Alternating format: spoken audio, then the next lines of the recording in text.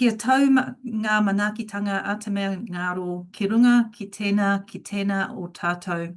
Kia mahea te hua mā kihikihi, kia toi te kupu, toi te mana, toi te aroha, toi te reo Māori, kia tūturu whakamaua ki tīna. Hui tāiki e.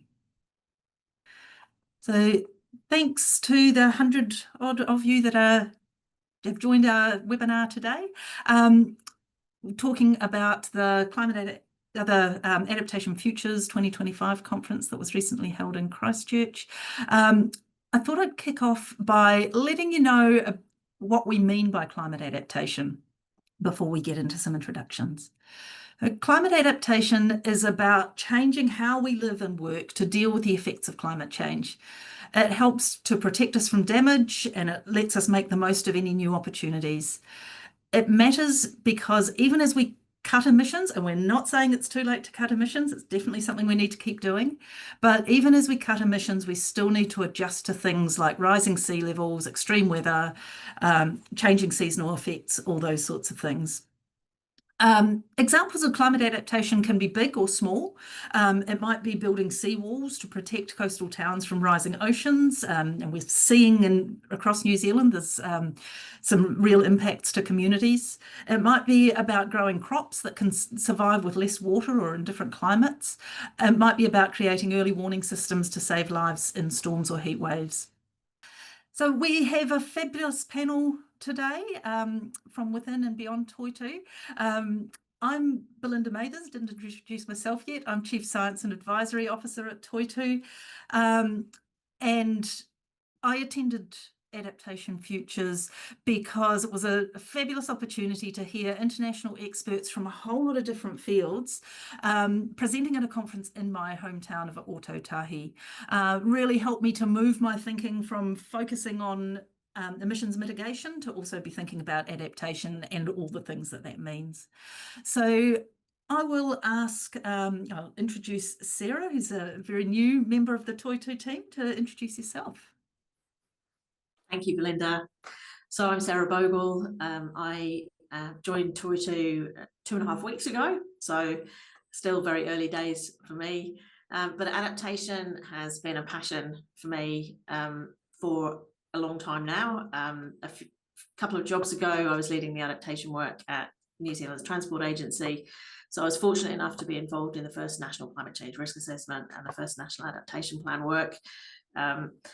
And for me, adaptation is really about extending our horizons, thinking about the future, thinking about how we can all live better, healthier, more successful, happier lives in the future. So it's about ensuring that we're really thinking about what we need to do to enable that. Sarah, and it's really great to have you on board as our GM client. So really looking forward to working with you. Thomas Blakey, would you like to introduce yourself, why you were at the conference and whether it met your expectations? Yeah, kia ora koutou, he uru hou no nai tahu me kāti mā moe me waitaha hoki. Kia ora, I'm Thomas Blakey. I was the youth program lead for the Adaptation Futures Conference, and yeah, it was really amazing experience. I was helping bring together a program of youth-related events at the conference. So we had a youth hub there with over 70 young people, so for high school students, well, from intermediate up to high school students coming along to the conference across some of the days, and then we had some different events outside of the main program out in the Ōtākara Avon River corridor. So some of the students got to share what they were working on in their school communities with other attendees. So yeah, it was really amazing experience, and I was really grateful to be there and help make it happen. Thanks, Thomas. And Kristen, tell us a bit about your experience, why you went to the conference and what you took away from it. Thanks. Kia ora koutou. I'm Kristen Renew. I'm at Becca. I'm in the Auckland office, and I work in the climate resilience team, which is growing and wider. predominantly been working on at the kind of what I would call corporate governance level on climate risk and nature-related reporting, and we're seeing really rapidly the intersection with adaptation and bringing our adaptation specialists into that kind of regulatory strategic level reporting with actually the how-to on the ground to respond to climate change. I was at the conference because it's rapidly becoming part of our work in Becca and sort of that very engineering and science foundations. And I was speaking on climate transition planning, the work that we've been doing with Auckland Council, and very kind of what I would be saying is moving from incremental to transformational adaptation. And I'll speak to this a little bit later, that bringing together where adaptation talks to asset management, infrastructure, etc. So yeah, it was exciting, and it was fun to see a global perspective beyond the New Zealand view come together. Yeah, it really was. And it felt to me like there were conferences within conferences going on. Yes. There was about, between 15 and 20 parallel sessions going on at different times. So it was really possible to cherry pick the types of things you were interested in, but also to stretch yourself and go and attend some conferences that are in a completely different area to what you normally work, which I found fabulous. So Thomas, you mentioned a bit about the youth program, the Rangatahi program that was happening at the conference. Keen to hear a little bit more about what happened in those rangatahi conversations. What themes were you hearing, and are there any takeaways for businesses around what rangatahi is thinking about? Yeah, absolutely. It was amazing. We had so many youth-related events going on and lots of attendees coming and attending. We had workshops and the lunch times, and then there was a whole program of future generations related talks and presentations going on as well. And it was amazing having the school children there sharing what they're doing in their communities and their schools, out on their awa, doing planting, waste, recycling, talking about solar panels on their schools, how they're kind of thinking about the future in a really positive way. Because I guess in a lot of the conversations that we have, climate change is really scary, especially for young people growing up in a world that's going to experience so much change. But it was awesome hearing some of the opportunities there as well. And I think, business comes into that as well when we're talking about how young people can be engaged in this adaptation process that we're all going to have to go through and that we've always been going through. I think young people are showing that they're really leading in their communities, which is really exciting because, it's all about building those trusts and relationships in communities. I think a lot of the time adaptation is very technical conversations, but really when we're in the communities, it's all about those relationships and it's all about trust, and young people are the ones that are going to be leading those conversations in the future, and they're already leading so many conversations today. So I think in a lot of the conversations that I was having and hearing from young people who were presenting, they were saying, look at all this amazing work we're doing. I want to do more of this. I want to lead in these spaces. And I think, business has a part to play in that when we're thinking about how young people can be involved in different businesses. Things like in kind of governance boards and advisory roles as well. Some young people have really showed leadership in that, and I think maybe some business people and just adults in general, coming from a youth perspective, they might be feeling tired in these conversations because they've been working on this mahi for so long, talking about climate change and how you adapt. So I think young people can really bring some energy and life and carry it forward for the next generation. So I'd say, give some of that leadership role back to the young people who are going to be there in the future. Yeah, that's really useful insight and something for us to be always thinking about, the different voices that are that need to be heard in this space, and how we make space for all of those different voices and perspectives and potential solutions. So, thank you, Thomas. Talking about relationships and building trust and building knowledge and those sorts of things, Sarah, would you like to tell us a little bit about the new group that was launched at Adaptation Futures this year? Yes, so another of my hats is co-convener of the new Aotearoa Society of Adaptation Professionals, or ASAP for short, which we think is a really appropriate acronym. So ASAP is essentially, it's a not-for-profit organisation that's been established to provide a centre of excellence for people who are working in the adaptation space. And that might be you've got a job that's got adaptation in the title. It might be that you are managing an infrastructure project. It might be that you know that you need to help your business adapt, or it might be that you're working with your hapu and you know that actually you need to collectively bring people together within your community to think about how you adapt. So it's not just about people who've got an official job title of adaptation.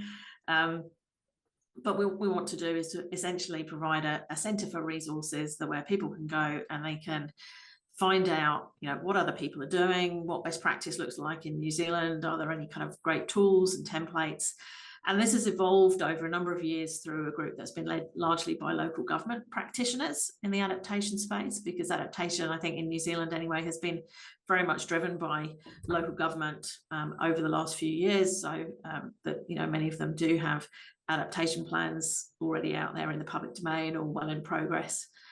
And a lot of community engagement is already going on. But ASAP is a mechanism to ensure that we don't lose what great stuff might be happening in a small town somewhere in New Zealand. That can be shared so that everyone else knows, actually, this was really effective. This was a really effective way of helping people to understand what the issues were and what the challenges are.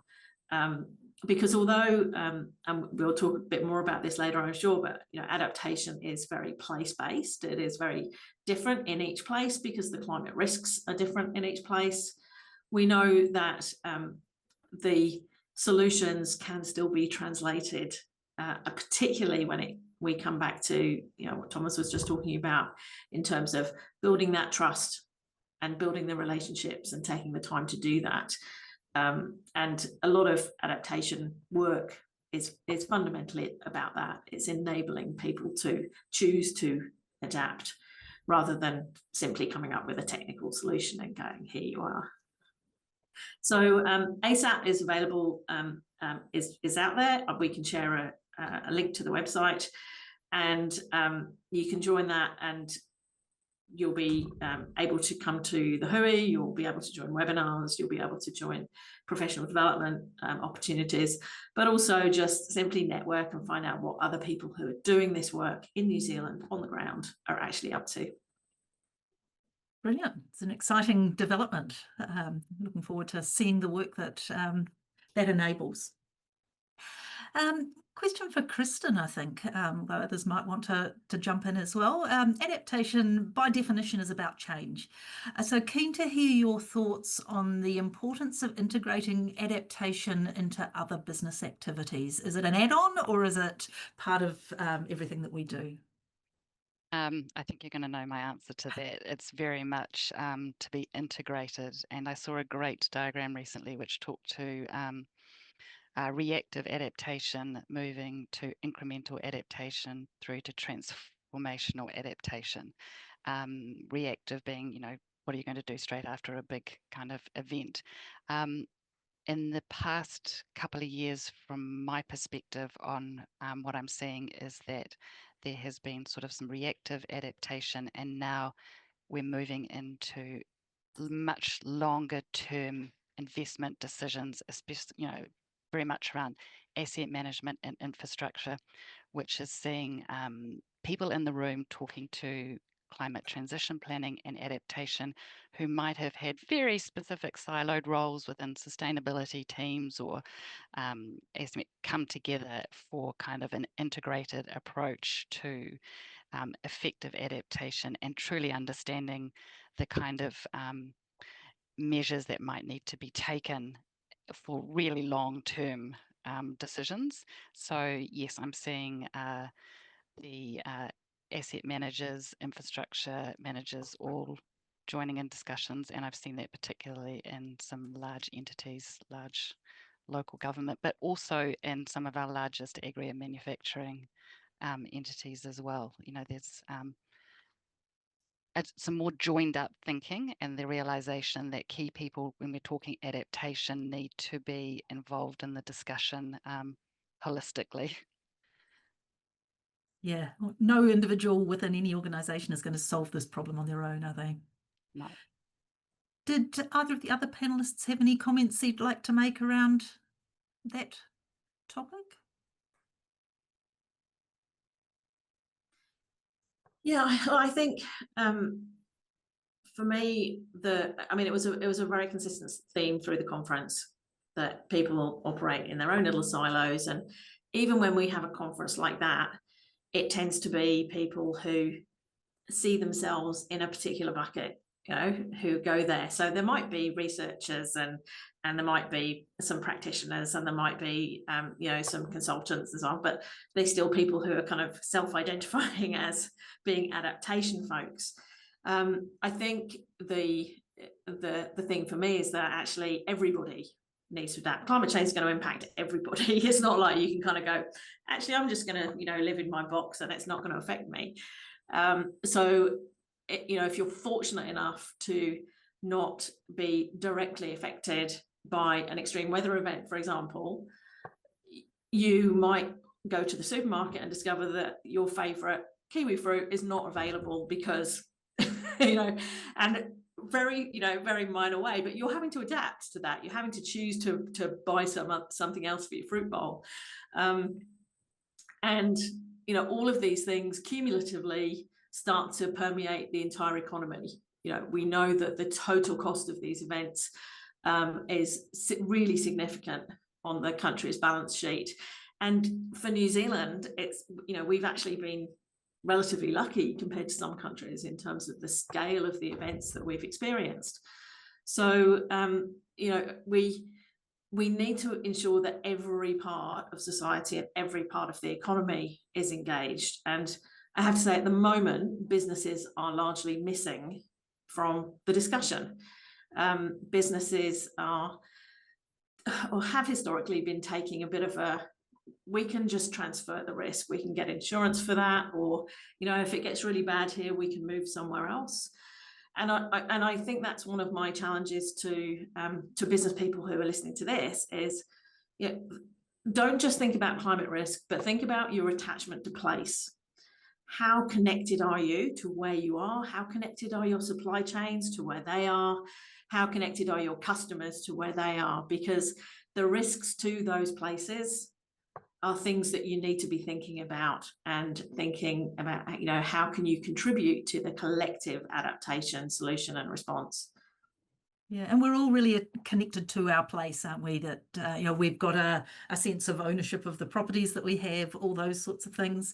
But it's cultural, it's recreational, it's there's a whole lot of sort of elements and dimensions to that we need to be thinking about as well. And some of those are really hard to replace if we do move locations or need to respond in those sorts of ways. For anybody on the panel, or all of you perhaps, one thing that you'd encourage companies to be thinking about in relation to climate adaptation and resilience. And Sarah was talking about that connection to place, a bit about, you know, transferring risk. You know, there are other things as well. You know, what's one really important thing for businesses to be thinking about moving forward? Yeah, I'll just say a quick comment, I guess, around how decision making and like governance systems are set up and made, because I think with climate change and the increased like destruction of events and just the unpredictability of what's going to be increasingly happen, I think how the governance systems are set up and decision making really needs to be looked at, and how it can be really adaptive and agile when these things start to happen, because it's going to change a lot, and there are opportunities in that. But yeah, we really need to be set up to deal with that. And I think we aren't at this stage in business, but in everywhere really. So yeah, just putting in changing what we can now so we're more prepared. Yeah, no, absolutely right. And there's, relationships are going to be key, because one thing that I've been reflecting on quite a lot is that actually the parties that can most easily solve a problem aren't necessarily the parties that are most affected by it. So in order to solve some of these big problems that climate change is creating, and other, societal issues as well, we're going to have to be constantly collaborating, building relationships, trusting each other, all those sorts of things. So I think it's a really good point, Thomas. Thank you. I add one, Belinda. Yeah, absolutely. There was a great presentation for me at the conference, was by Nicholas Craddock Henry, and he talked about the black elephant in the boardroom, which I feel like that everyone knows about it, but no one's talking about it, and it almost could be be considered when it happens as a black swan, but actually everyone has known about the need to do something about shoring up their climate resilience and looking at how they're going to adapt and transform. So my kind of takeaway from that is, let's move it away from the kind of elephant and the black elephant in the room, and actually surface and discuss it right from those governance levels that Thomas talked about, through to actually mapping some of the key stakeholders that those conversations need to be held and engaged with. No, 100%. Absolutely agree with that. I think the only other thing that I would suggest that for businesses to consider is really, I guess, feels like we're putting more pressure on, because we can't just think about adaptation. We also need to think about all of the other headwinds and risks that are going to eventuate. And we know that if we don't transition to a low carbon economy globally, then ultimately we will struggle to adapt. We're relying very much on faith in technology coming to save us. So businesses really need to not just be thinking about adaptation risk, they need to be thinking about transition risk as well. They need to be thinking about how they're going to face into things like energy volatility. We've all experienced this over the last 12 months in New Zealand. Energy prices very variable. We know that as things move away from fossil fuels, as things electrify, the supply is not always going to be able to keep pace with changing demand. Sometimes we'll have big investment in supply, and there'll be lots going spare, but then the energy companies will be struggling to make profit because they've made that big investment, and then it will swing the other way where they kind of hold back and become a bit more risk averse and will be demanding more than they've got. So that's only going to get worse, and a lot of that kind of volatility will come through in many areas. We touched briefly on social disruption, and this idea that actually lots of different individuals are going to be experiencing change that they haven't chosen because of what climate change is bringing. And collectively, when people are reacting to that creates a more uncertain environment and disruption across many areas with more differentiated views amongst people, which will reach through to your customers and your clients and your workforce as well. And actually being able to think about how you're going to respond to that and manage that in advance is really important, because we all know that you do not make the best decisions when you're responding in a crisis.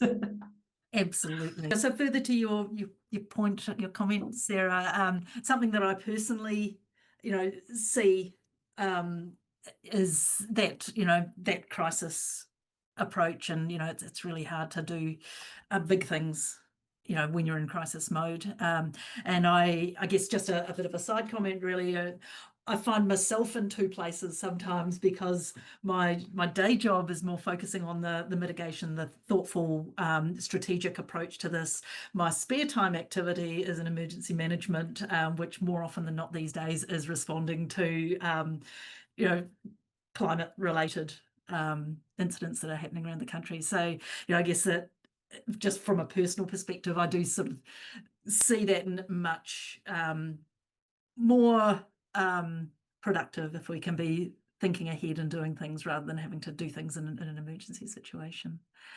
Great. Belinda, So can I add something to that? absolutely. I think one of my valuable sessions from the conference, building on, as you say, often people in crisis management is what they think of, but I really thought that the some of the scenario analysis development was leaping and moving forward, and the Australians, some of their bushfire scenario analysis work to actually bring people into a zone out of their sort of comfortable day jobs and look at those long-term visions was really innovative and creative in how they're bringing to life some of the scenarios that will force you to look at measures that you may not have considered in just your reactive mode day to day. So yeah, no, absolutely, it's a great point. It's a great tool. Yeah, there's some great tools starting to come out, aren't there? And just kind of on that, because scenarios are a way that a lot of people around New Zealand have been engaging with climate risk.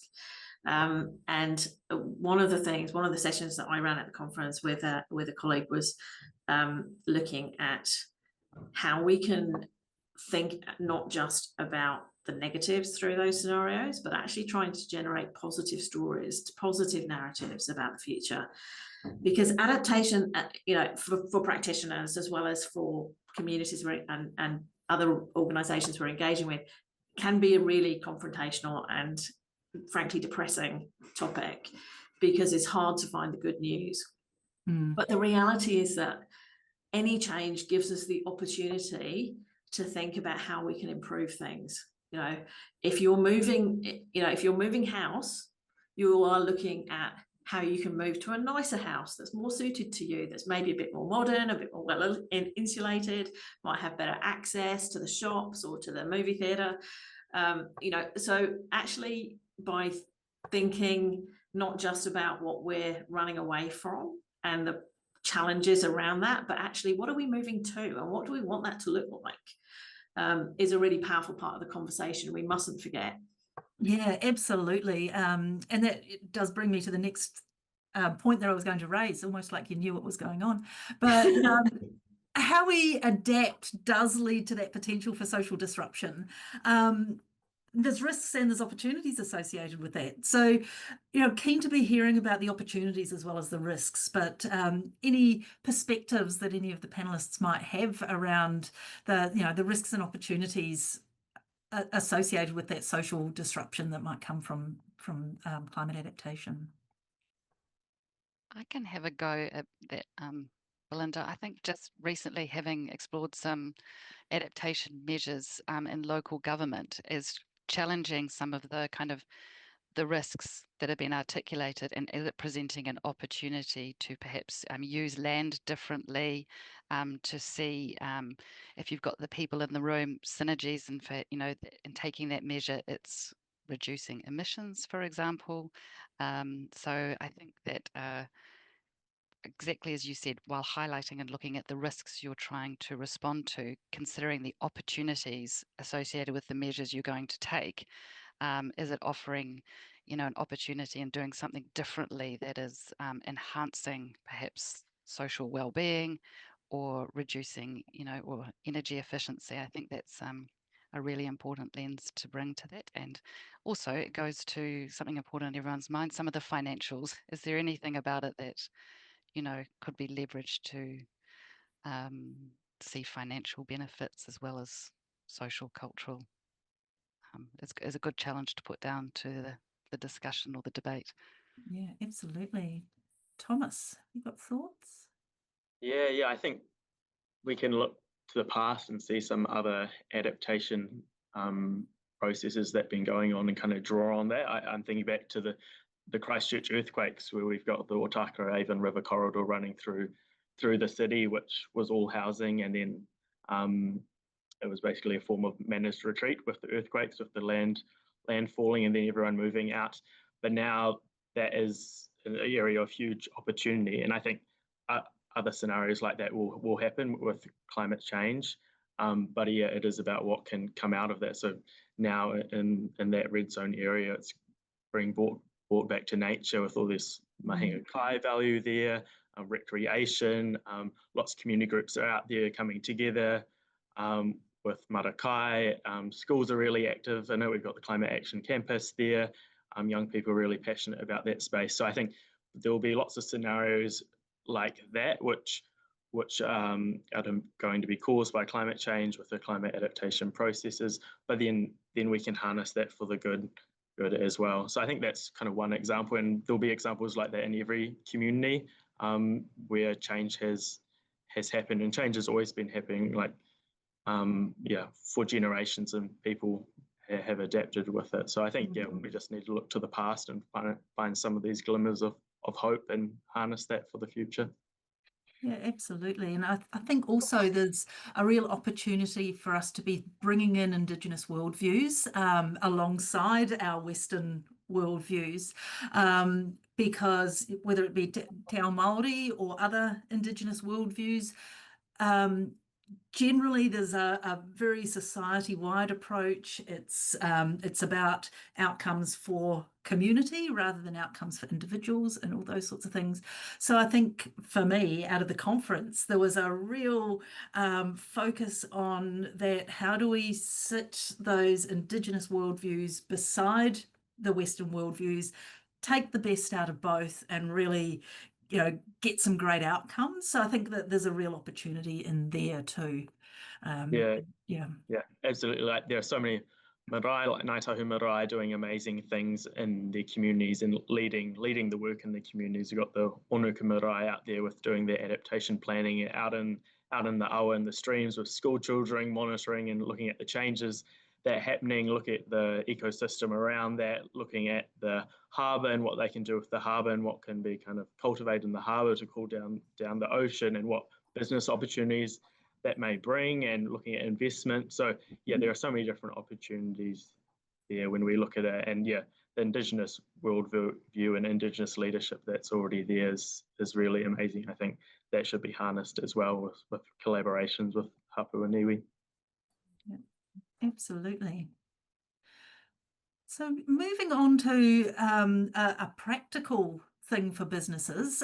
Businesses that are starting on this journey might not know where to start or where to look or where to go for some information. So do any or all of you have some suggestions about where businesses might go to for information about adaptation and how to do adaptation? Maybe if I start, I mean, ASAP, obviously, and I've actually just shared the link to the website. I can't put it in the chat, but I don't know if one of my colleagues or co-hosts might be able to do that. But your local council, there will be someone at your local council who is thinking about this stuff every day. So if you haven't heard anything, if you don't know where to start, try reaching out to your council's climate team. The Ministry for the Environment website is also a great place to start, and increasingly there is information available in the public domain. One of the government's kind of key shifts or key programs of work has been trying to get data that is available and accessible in the public domain, so that anybody can access it. It's not just available to councils. If you're looking to buy a house, you can look at what the potential risks are to the place where it is from flooding and things like that. And that will continue to grow. So that kind of public database of information and the way that that's displayed will grow. But I do think as practitioners, we still have a really big outstanding challenge about how we help people access that information in a usable format for the decision that they're trying to make right now. Whether that's a business looking for their next office location, or, you know, someone wondering which school to send their kids to. I could add a little bit, picking up on some of the comments that I'm seeing in the chat. And this comes care of my colleague Kushla Loom, who gave me her download before this. But there are some tools and frameworks that are being developed to define risk and enable better long-term planning. She gave me some of the examples there. So I don't know whether you call these innovation or technology, but examples include the Deltares Flood app, Urban Intelligence, ResX. I can drop these, provide these afterwards, and some agent-based modelling to determine potential for mobility. So they're kind of very specific tools and frameworks, but I think there's probably a balance to be struck, you know, with the stakeholder audience here, of those who are very much maybe grassroots level through to perhaps some people who are, you know, exploring a little bit more deeply. So I'm happy to drop those tools and frameworks on top of what Sarah's referenced as well. Brilliant. Any other thoughts about where business might go for information? I mean, obviously you could go to Becca, you could come to Toitu. We all have useful information. Actually, as Sarah had highlighted, your local government, I just need thinking of referencing even the kind of flood modelling and different work that Auckland Council makes available to everyone on its website. It's very kind of concentrating for the mind if you live in that particular region, to see what it tells you about, as you say, your place of home, your work, schools, and so forth. So I found that particularly interesting. I would also say some of the insurers have on their website some quite valuable information. I recall IAG, at least in Australia, had some quite valuable information to raise awareness and think about the questions you might ask yourself. Yeah. And a comment from one of our attendees, NIWA's got some modelling that's publicly available too. So yeah, some nationwide work that's available there too. So that's great, thank you. So just before we kick into some Q&A from the attendees, I'd like to ask each of you a question about one highlight from the conference and why it resonated for you, or alternatively, one thing that you are going to be trying to do differently based on what you learned at the conference. So I'll jump in first. For me, there was a young woman from the Pacific, from the Solomon Islands, I think, who presented at the opening session, Cynthia Honuhi, I think that's how to say her name, and she was part of the group of students that asked the International Court of Justice for an advisory opinion on climate change and who's responsible for dealing with the impacts of climate change and those sorts of things. And I just was, you know, blown away by the actions of a small group of young people that have really driven something that's potentially going to be world changing. So I think any one of us can have an impact, and I think that was something that I really took away from the conference. But yeah, keen to hear everybody else's highlights or something you'll do differently post-conference. I can have a go at this one if I'm not launching again. I think one thing I'm going to do, really consider myself going forward, is the audience with whom I'm communicating. I think that one of the highlights from the conference was recognising I think Jason Mundy from the Australian government said this, the different orbits in which we're spinning, and ensuring that the way in which I'm talking about climate change, resilience and adaptation is in a way, or as recognises the audience. I think one of the examples of that was just playing, you know, one of the kind of interactive games at the conference, and a person from another country asked if the social license to operate he was hearing about was some sort of license from the New Zealand government for social activities, which, as you know, wouldn't that be nice, as someone on the panel mentioned, but recognising that the way in which engaging with different people is going to require some real consideration of who they are, where they're operating, and how we reach that messaging to really effectively engage. Yeah, 100% agree, Kristen. Thank you. Sarah or Thomas? Yeah, I guess I have two sort of kind of clear takeaways that I've been thinking about. Definitely the youth leadership in those spaces, and then outside the conference here with Cynthia, talking to her and that amazing work leading that action, and then being supported by different organisations. But it was a really youth-led movement, which is amazing. And thinking about how if we do have COP's coming up next week, this week, but then also if it's in the Pacific, in Australia next year, how we can bring our perspectives into that and making sure it aligns with the ICJ judgment and keeping things at 1.5 degrees.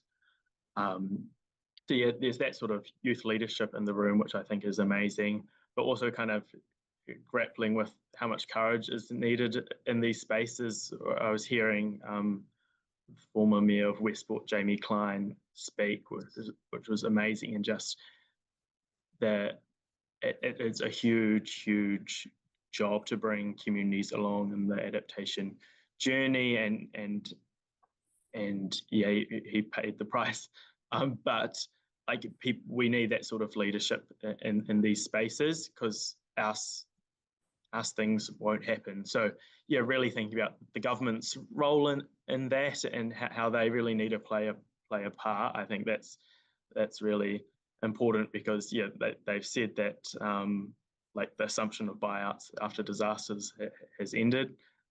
So we're thinking about how communities and businesses can be more active and step into that position if the government isn't going to be there. So that takes like bringing it back to the Indigenous leadership that's being shown and has always been shown. So some self-determination around that, and yeah, and thinking how communities and businesses can pick up when government isn't there.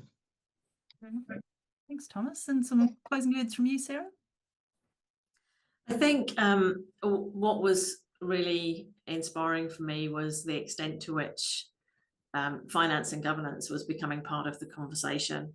It's less about what's the problem and how do what's the solution to the problem, and more about and how do we actually make that happen. And we make that happen through ensuring that we've got the right money flows to get to the right place where it really is needed, and also to ensure that we've got the coordination in place. And governance for adaptation looks a bit different, because you're going to be involving and working with people that haven't previously been a part of your governance groups, because it's much more diversity. So yeah, I think it's really great that I think it feels like adaptation's been very much in limbo from a UN perspective for the last 20 years. This felt like we might be moving on to thinking about, well, what's next in order to really make it happen. Yeah, no, I agree. So we've got about a dozen questions currently sitting in the Q&A. Do feel free to upvote any that you particularly like, but we will start with the ones that have got the most votes at the moment. So question from Kevin, what are the most urgent adaptation measures we should be prioritising today to protect communities and industries from climate-related risks? Who would like to take that one?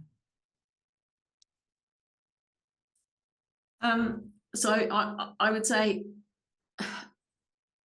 it depends what those risks are, and communities and industries, very different question.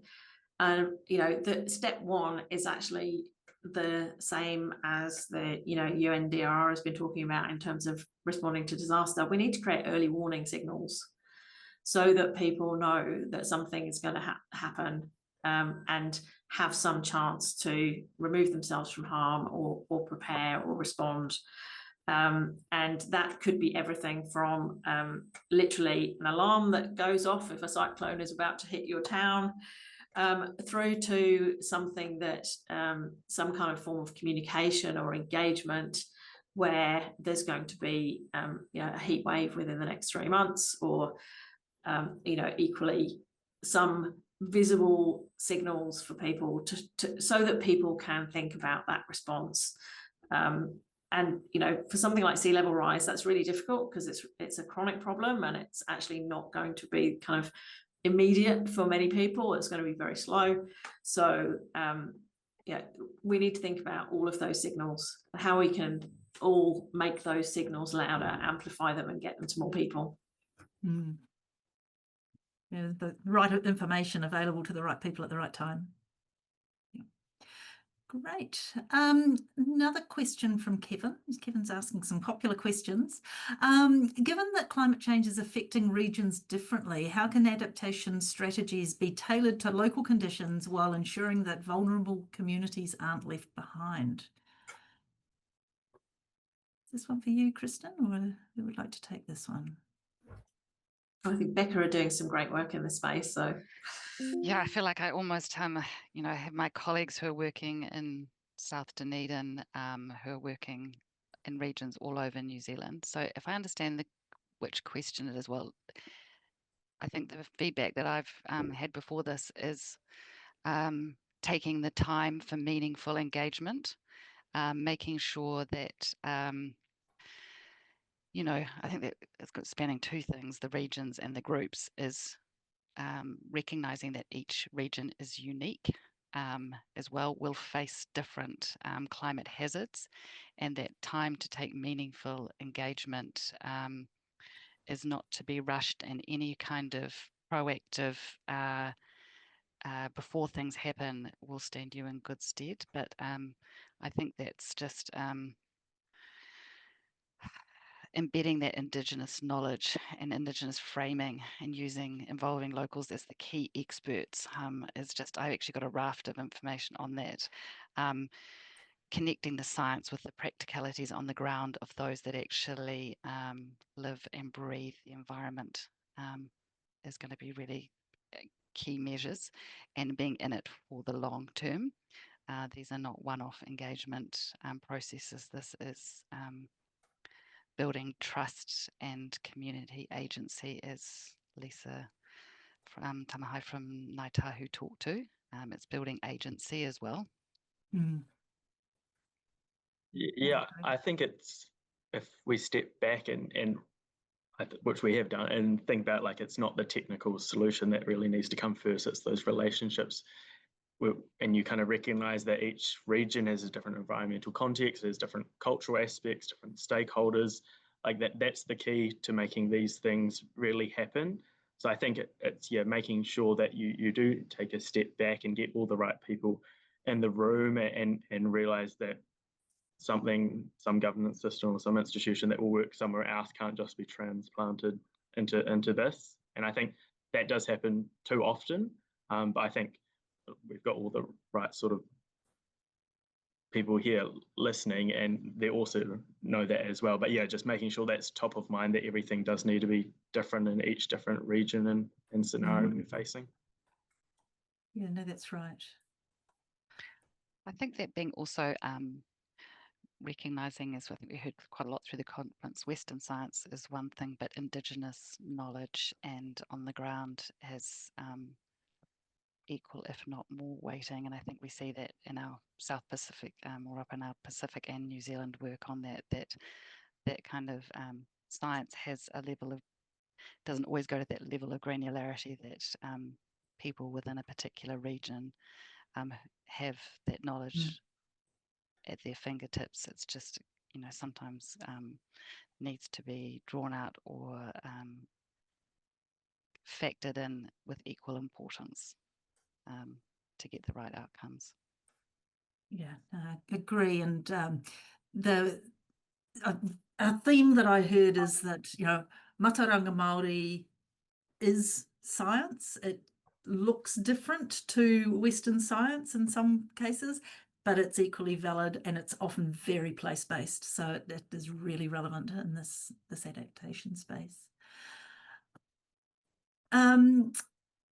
So with another short question, did Māori work get shared at the conference? And Sarah, you've I think got some comments on that one.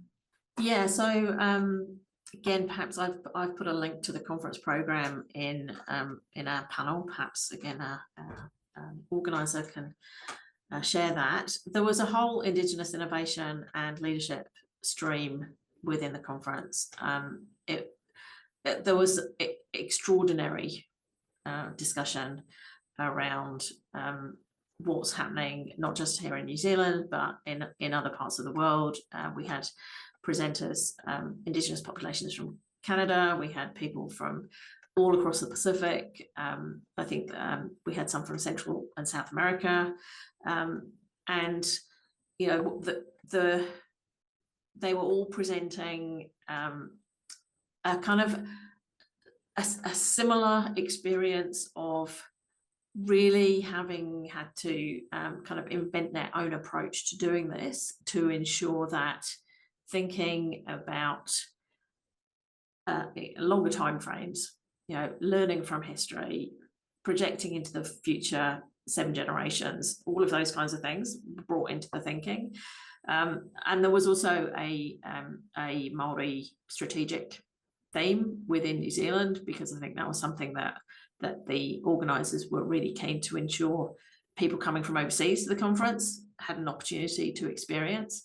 So I would suggest, you know, have a look at the conference program and people. I would say one thing that really stands out about adaptation, and climate work generally, people are really open to you just reaching out and going, you know, I saw that you were the speaker on this topic at such and such, you know, could we actually just have a chat about it? I'm really interested in how I might be able to use it for my work, or you know, could you share your thoughts on this?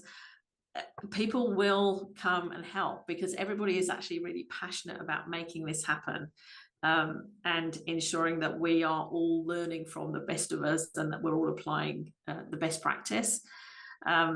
So, you know, yes, the short answer is there was an enormous amount of Māori content within the program, and far too much to go into here. So, you know, please go ahead and dig in.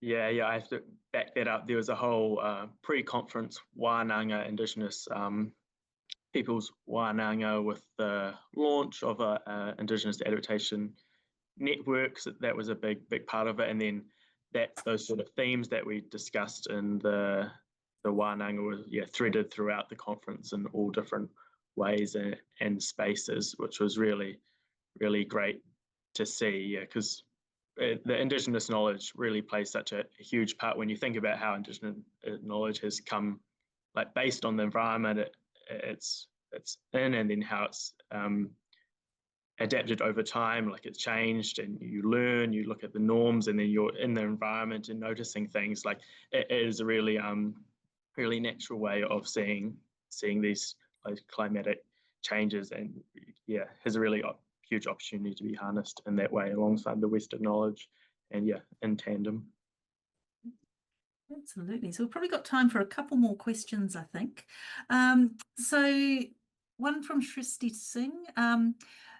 Meaningful change often stems from the actions of large influential organisations, yet it's usually just a small group of passionate individuals within these organisations pushing driving the push for sustainability or social impact.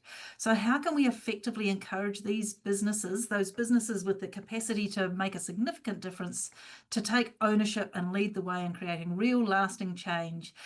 Is there a requirement for regulations to be in place, or can businesses do it without regulation? Big question there. Who's got some comments? I can have a go at one technique that might help, is that I really feel, having been on both sides of the fence, that of being how to, you know, that's sustainability or person who needs to bring the rest of the business on board. And sometimes it's really making sure that you understand the drivers, or what the successful delivery of someone else in your business's outcomes might be. So for asset management, it's understanding what they need to do to successfully maintain and manage those assets, and demonstrating with some thinking how sustainability or adaptation measures are going to enhance and strengthen the delivery of what they need to do. So it's really, for me, understanding, or having the people in the room and understanding what they are engaged to deliver for an organization, and being able to really show how sustainability, climate change, nature thinking, risk and opportunity exploration is going to help them more successfully, and the business more successfully stay the course for the long term. So it's, again, a bit of that translation exercise why do I need to show you why sustainability is important to your world, and why adaptation is going to make us resilient and even more successful into the future is an approach that I would consider. Any other comments before we? I think, to that last point about is there a requirement for regulations to be in place? There is certainly a place for policy and direction and government to create certainty and set expectations. I think one thing that perhaps hasn't really been explored very much yet for adaptation, where the government can play a role, is also in the area of incentives. We think about, how do you encourage businesses to do the right thing? Well, actually, it's not always about regulation. Sometimes it's about the carrot rather than the stick. And some of those incentives are actually starting to appear, but not through government. So insurers, for example, are starting to say, well, actually, let's have a really deep discussion on how resilient your buildings or your assets are, and we'll adjust the premium accordingly, because insurers are getting better and better information on the risks to those things. And so I think that there are starting to be a few incentives for good, resilient, proactive investment around the traps, but very few and far between at the moment. We're kind of expected to do this purely out of self-interest. But the reality is that a lot of businesses, unfortunately, are in a position where they can transfer the risk at relatively short notice, and perhaps haven't really been thinking about how that risk extends outside their immediate operations through their supply chain and their value chain. So yeah, I think there's definitely a need for more both carrot and stick at some point to get a bit more action happening. Yep. 100%. Now, I'm very aware of time. We're right on 12 o'clock, so I think we'll stop our Q&A there. I'd like to thank our panelists, wholeheartedly. Really great to have you all involved in the conversation. Kristen, Thomas, Sarah, thank you for your insights. Really valuable. And I will just close with a closing karakia, and we will try to send some further information through to those that have been registered after the event with some of the information that you've asked for. So, Mauri oho, Mauri tū, Mauri ora ki a tātou, haumie, huie, tāu ki e. Thanks everybody, have a great day.